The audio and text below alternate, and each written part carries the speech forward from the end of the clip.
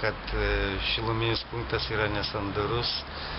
Bėga, pagal registraciją atvažiavom, įvertinom situacija prasta, kadangi reikia keisti ir flanšą, ir ventilį, ir vamzdžio dar galą.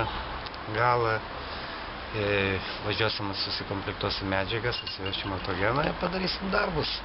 Negalėtų įjungti šildymą. Rudenį būtų didelės problemos su šildymu.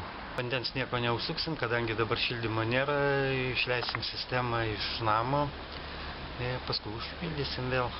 Gyventojai nepajus net to, nes ilgai nelaikysim, kadangi sistemos, kad neužrūdytų sistemos.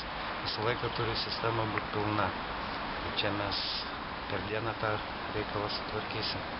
Vakare užpildysim sistemą, gyventojai to net nepajus.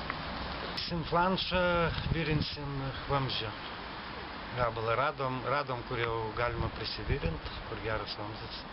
Ten ir pasijungsim.